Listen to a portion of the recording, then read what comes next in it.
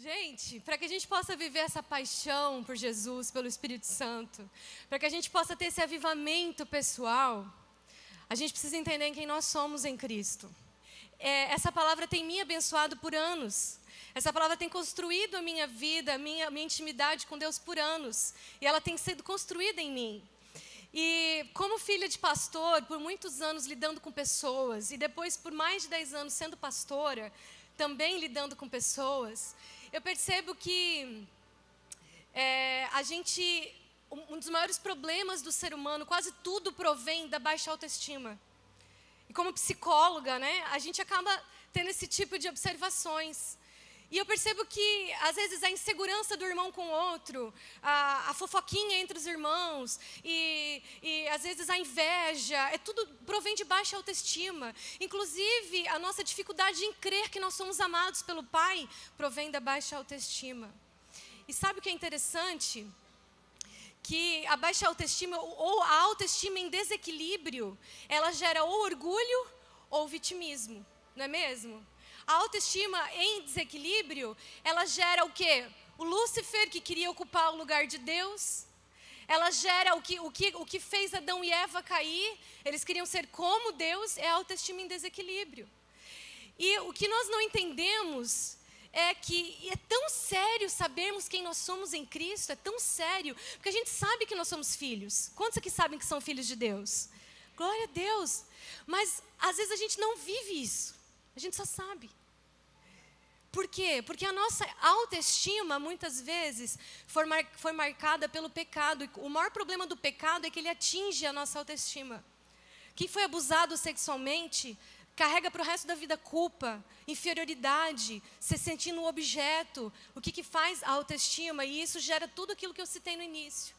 A pessoa que também peca, porque quem foi abusado é vítima de um pecado. Mas a pessoa que também peca de alguma forma, ela também carrega culpa, ela também carrega um monte de coisas que atingem a autoestima. E o que me faz pensar tudo isso? Me faz pensar que isso nos impede de verdadeiramente crer que nós não somos criaturas. Deus não nos criou como mais uma das outras criaturas. Em Gênesis, capítulo 2, eu quero abrir aqui com você. Em Gênesis, capítulo 1, versículo 26, 27, diz que nós fomos criados à imagem conforme a semelhança de Deus. Conforme a sua imagem e semelhança. Você não é mais uma criatura. Você não é mais o macaco, o leão, o tigre, o cachorro, o cavalo. Não foi criado à imagem e semelhança, eles são criaturas. Mas você foi criado para ser filho. Você foi criado para ser chamado. Mas sabe o que me chama a atenção? Por que eu estou citando essa passagem para dizer que você foi criado para ser filho? Porque quando um bebezinho nasce, quando Natan nasceu, a primeira coisa que as pessoas queriam identificar, com quem que ele é mais parecido? Ele veio a cara da pastora Daiane, só que não. Ele veio a cara do pastor Tiago, todo mundo fala que eu só emprestei a barriga. E as primeiras coisas quem aqui tem filho? Quem aqui tem filho que é mais bebezinho assim? Quem ainda é bebezinho? Não é isso que você mais ouve quando você vê o seu filho? Quando as pessoas vêm e eles falam, é parecido com o pai, é parecido com a mãe. É a primeira observação que todo mundo faz. Por quê? Porque ser a imagem e semelhança, quando Deus disse que nós somos a imagem e semelhança, Deus estava dizendo, eu fiz filhos para se relacionar comigo. Ser imagem e semelhança significa que Deus, desde o início, sempre quis ser pai. Isso não veio depois de Jesus, isso veio já desde a criação do homem. Você é a imagem porque você é filho, você é a semelhança porque você é filho. E mesmo pessoas adotadas se tornam parecidas com os pais adotivos, sim ou não? Quem já viu isso? As crianças adotadas que são parecidíssimas com os pais. E mesmo que às vezes fisicamente, por exemplo, os pais são brancos, a criança é negra ou vice-versa, mas o jeito é tão parecido que, nossa, você vê semelhanças físicas até mesmo na pessoa. Porque se você por acaso não for parecido na imagem, pelo menos na semelhança você tem que ser parecido. filho. Você vai ser parecido de alguma forma quando Deus na virada do dia se relacionar com você sempre, todos os dias. Por isso Deus ia visitar o jardim do Éden todos os dias na virada do dia para falar com Adão e Eva, para que eles continuassem sendo a semelhança também de Deus, não apenas a imagem. A imagem e semelhança, ela vem de um relacionamento. E isso é tão sério você saber que você é filho, porque só quando você crê que você é amado, só quando você realmente crê que você é filho, você consegue ter essa paixão por Espírito Santo. Sabe por quê, irmãos? Porque até o amor por Ele vem dEle. Você não consegue amar Ele se Ele primeiro não te amar, por isso a Bíblia diz que Ele primeiro nos amou. Porque quem é amor? Quem é amor? Então, se Deus é amor, eu preciso ser cheia dEle para poder amar Ele. Olha que loucura. A Bíblia diz que até a vontade de adorar vem de Deus, nada vem de nós. A fonte de todas as coisas é dEle, para Ele, por Ele são todas as coisas.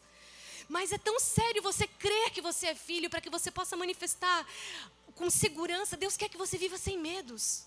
Porque a Bíblia diz que o perfeito amor lança fora todo medo. Mas para que você não tenha medo, você precisa viver no perfeito amor do Pai, nesse relacionamento de pai e filho, crendo que Deus...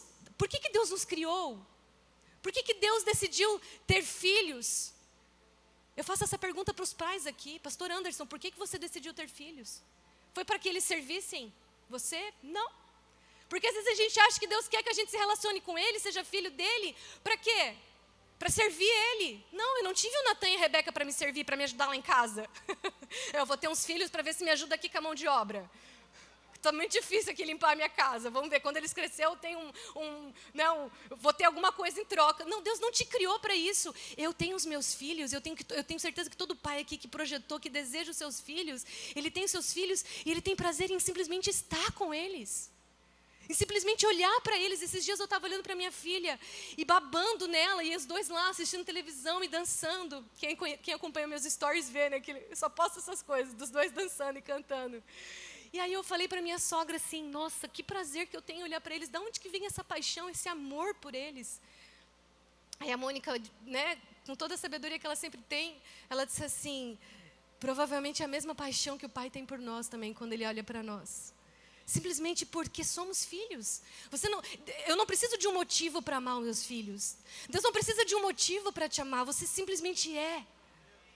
Você simplesmente é. E quando você não crê nisso, quando você não tem essa convicção, queridos, a gente vive preso, bloqueado, barreiras, vitimismo. Não, eu não consigo, eu não posso, eu não sei, nunca nada dá certo para mim, eu não funciono, sabe? As coisas não andam para mim, porque a gente não crê que o Pai, Ele pode te capacitar, te sustentar, te prover, te levar, te dirigir. Que assim como eu, como mãe, eu tenho prazer em dar tudo para os meus filhos na medida da maturidade deles. O Pai também quer fazer o mesmo para você. E isso é tão sério que o diabo atacou isso desde o Jardim do Éden. Em Gênesis ele atacou a identidade de filhos de Adão e Eva.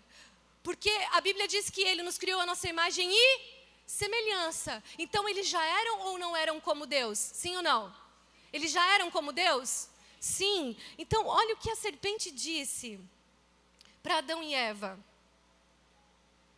Eu estou colocando aqui, eu não gosto de tópico, gente. Eu não sirvo para esse negócio de slide. Não é comigo esse negócio. Passa, querido. Aleluia. Intercede aí, irmão. Ô, Senhor.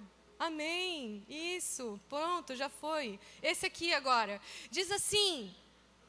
Disse Deus, para que não morrais. Ele disse, não come daquela fruta. Para quê? Para que não morrais. E a serpente disse... certamente não morrereis. Olha o que a serpente fez. A primeira coisa que ela fez, ela colocou em xeque a palavra de Deus. Preste atenção. A primeira coisa que a serpente fez quando falou, certamente não morrereis. Deus disse, se comer desse fruto, vocês vão morrer. A primeira coisa, certamente não morrereis. Tudo que coloca em xeque a palavra de Deus na sua vida vem do diabo.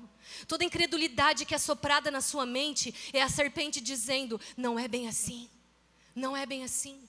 Quando a palavra de Deus diz que você foi criado para se relacionar com Deus porque Ele te ama, não precisa de motivos para isso, simplesmente porque você é filho. Porque Jesus te deu esse direito, justificou a sua vida pela graça, para que você hoje possa ser chamado de filho e filha de Deus. Quando você ouve um sussurro dizendo, não é bem assim, é a serpente colocando em xeque a palavra de Deus, dizendo que você é amado, você é amada. E quando você vive nesse amor, você vive sem medo. Depois ela disse, porque se vocês comerem desse fruto, seus olhos vão se abrir. E sereis como? Eles já eram como Deus, sim ou não? O que a serpente fez? Colocou em xeque a identidade de filhos que eles são, que eles eram. Você já é como Deus, você já é a imagem e semelhança de Deus, você já é parecido com o papai. Você é parecido com o papai, nós queremos ser mais parecidos com ele, amém? Nós queremos ter o cheiro dele, amém? Isso é a maior estratégia do diabo, é que você não acredite que Deus te ama. É a maior estratégia do diabo. Porque quando você não acredita, qualquer doença, qualquer problema na sua vida, você acha que é Deus te castigando. Você acha que é Deus pesando a mão. Porque eu pequei, então eu mereço isso mesmo. Não, querido, Jesus levou sobre si todo o pecado. Você só precisa pedir perdão, se arrepender e voltar para os braços do Pai. O diabo, eu vou te provar que é a maior estratégia dele. Porque em Mateus diz... Em Mateus capítulo 3, ali no último versículo diz, e eis que uma voz dos céus dizia, este é o meu filho amado. Você conhece essa passagem? Jesus se batizou. Quando ele saiu das águas, qual foi a primeira coisa que Deus fez? Falou, este é o meu filho amado. Jesus já tinha ressuscitado enfermos, ressuscitado mortos. Ressuscitado enfermo é difícil, né? Jesus já tinha ressuscitado mortos? Curado enfermos? Não, Jesus não tinha feito nada de extraordinário, irmão. Ele só se batizou. O que foi muito legal também, porque ele não precisava, ele não tinha pecado, mas tudo bem. Foi uma grande obediência. Mas ele não tinha feito nada de extraordinário, ele não tinha morrido na cruz ainda. Mas ele já era o filho amado. Porque não é o que você faz que faz você ser amado, é quem você é. Não é o que você faz. Se você peca, então agora eu sou menos amado. Mas se eu faço tudo certinho, agora Jesus me ama. Não, querido, não é o que você faz, é quem você é. Não é se meu filho faz tudo certinho que eu amo ele, não é se ele vai lá e arruma o quarto dele que fica uma bagunça sempre, que daí agora eu amo mais o Natan, hein? Agora sim, Natan, agora a mamãe te ama 10%, 100%. Aí se ele briga com a Rebeca, agora a mamãe te ama só 50%. Não é assim, é simplesmente porque você é filho. Cara, eu acho que Deus nos deu a graça de ser pai e mãe para a gente poder tentar entender o amor dele pela nossa vida. A gente tentar entender, porque é tão profundo esse amor, que nós mesmos sendo falhos, a gente tem esse amor pelos nossos filhos, quanto mais Deus, que deu o seu único filho por você, para poder te resgatar, para que você tenha acesso a Ele, quanto mais o Pai. Só que olha o que o diabo fez. A Bíblia diz que depois que ele se batizou, o Espírito Santo levou ele ao deserto, levou Jesus ao deserto. E o diabo tinha o papel de tentar Jesus. E quando a gente fala em tentação, a gente pensa o quê? Pecado. Pecado. O diabo me tenta e ele vai tentar fazer eu assistir pornografia, ele vai tentar fazer eu me masturbar, ele vai tentar fazer eu transar, ele vai tentar fazer eu usar droga, ele vai tentar fazer eu mentir, ele vai tentar falar mal do meu irmão. Enfim, pecados gerais que você pode denominar vários. A gente acha que cair em tentação é cair em pecado. O diabo não devia ter feito isso com Jesus, porque se Jesus tivesse pecado, ele não poderia morrer na cruz, não ia adiantar de nada. Não era esse o papel do diabo, tentar Jesus para que ele pecasse. Era a oportunidade dele, era a oportunidade da profissão do diabo, cara. O sucesso da profissão dele, o auge da profissão dele estava ali. Eu preciso fazer esse cara pecar. Estou aqui de frente com Jesus, é a minha oportunidade. O Espírito Santo deixou ele aqui para mim, para eu testar esse cara. Mas o que ele fez? Ele tentou fazer o Jesus pecar assim imediatamente. Ele colocou em xeque o que Jesus tinha acabado de ouvir. Ele colocou em xeque a palavra de Deus sobre Jesus. Ele tentou fazer Jesus duvidar, porque o que ele fez foi falar, se tu és o Filho de Deus. Se tu és o Filho de Deus. Ele fez 3 vezes, três tentações. Ele lançou 3 tentações sobre Jesus. Das 3, 2, ele disse, se tu és. Ele colocou em xeque a identidade de filho amado. Cara, deixa eu te falar uma coisa. Se o diabo usou na melhor oportunidade que ele tinha para fazer Jesus cair, ele usou justamente a estratégia que ele usou com Adão e Eva, de colocar em xeque a palavra de Deus e fazer eles duvidarem de quem eles eram. Tu acha que o diabo não vai fazer isso contigo? Tu acha que o diabo não fica lançando um monte de seta na sua cabeça de incredulidade sobre a palavra de Deus? De incredulidade sobre o que a Bíblia nos ensina? Porque quando você começa a duvidar, quando você começa a não crer bem assim no que está sendo falado, não é bem assim. Porque o diabo não diz assim, ó, é mentira tudo que está sendo. Não, ele fala assim, ó, não é bem assim. Pensa bem, tu acha mesmo que é isso, isso, isso? Quando você começa a dar ouvidos à incredulidade que o diabo lança na tua vida, você começa a duvidar que Deus diz que você é filho amado e que você tem acesso ao coração do Pai, que Ele tem segredos a revelar para você, que Ele tem planos para a sua vida, que você não nasceu por acaso, que Deus tem propósitos para você, você começa a duvidar disso. E daí o mundo começa a te atrair, porque dentro da igreja já não começa mais a fazer sentido. Dentro do corpo de Cristo, já não começa mais a fazer sentido. Será mesmo que Deus tem planos para mim? Será mesmo que o papai me ama? Deixa eu olhar lá para fora. Deixa eu ver se não tem uma coisa mais interessante lá. Eu não vou ficar perdendo meu tempo aqui na igreja, enquanto que tem tanta coisa boa para... Claro, porque você não está firmado, enraizado no amor do Pai pela sua vida. Porque você ainda não entendeu que você é filho amado. Aí a sua autoestima fica tão vulnerável.